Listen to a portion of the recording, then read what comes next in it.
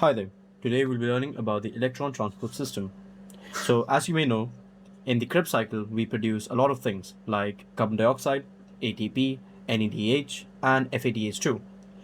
So as you know, carbon dioxide is released back into the air and ATP is used by the cell as needed. But where does the FADH2 and NADH go? And well, it goes into the electron transport system. And how does it get used up and converted to energy? Let's see how that works. So, as a quick recap, the entirety of the Krebs cycle occurs in the mitochondrial matrix. And when you zoom in into the junction of the mitochondrial matrix, the inner membrane and the intermembrane space, you see that all the things required to make the electron transport system possible are placed right inside the inner membrane. And when we zoom into that, we see that there are five main complexes or five enzymes that make this possible.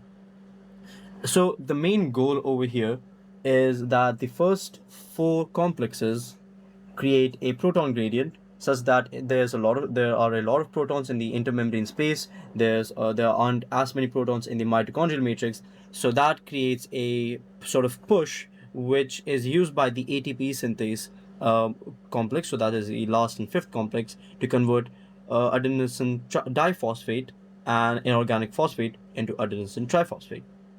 So let's take a look one by one as to where all the electrons and all the protons go.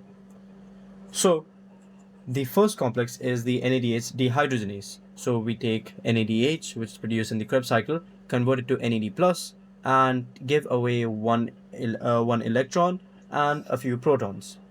So what this does is that the proton is being added into the intermembrane space, and the electron is carried on by the iron sulfur group, which then goes to the ubiquinone, and so ubiquinone is called the coenzyme Q, which then becomes ubiquinol. So this is reduced ubiquinone, and then that gives electrons into the third complex, not the second complex, into the third complex. And as this is happening, the second complex, so which is succinate dehydrogenase, converts FADH2 into FAD, which again transfers one electron to an iron sulfur group, which then goes into the ubiquinone, then gets reduced to ubiquinol, and then finally we have both the ubiquinols giving protons into the intermembrane space. Subsequently, they also give electrons to the cytochrome B, which is in the cytochrome BC complex. So cytochrome B accepts electrons, transfers it to an iron sulfur group, which then gives it to a cytochrome C1 molecule. So cytochrome C1 is a mobile carrier, which basically means that it can move around and transport things.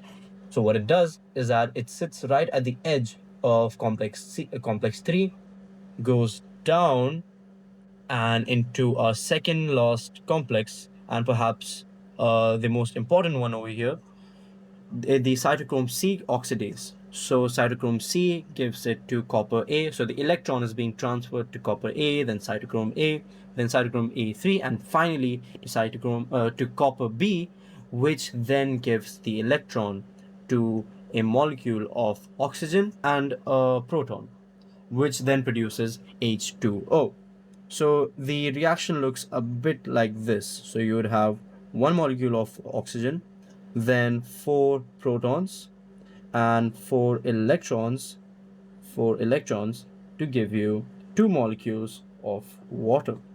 So, and that's why if there was no oxygen, the transfer of electrons would just halt, and there would be a big buildup of electrons in the fourth complex, and then the entirety of electron transport chain wouldn't happen, and then we wouldn't get a proton gradient, which is important for a final complex, which is ATP synthase.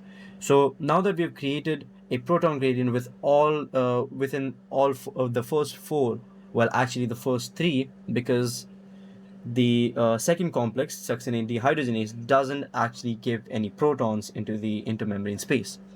So now that we have created a proton gradient, we use ATP synthase to create a conformational change in the F1 part. So the F1 part of the ATP synthase is the one that is hanging outside, and that is the one that takes in the hydrogen from the F0 complex, that takes in the proton and converts ADP and inorganic phosphate into adenosine triphosphate.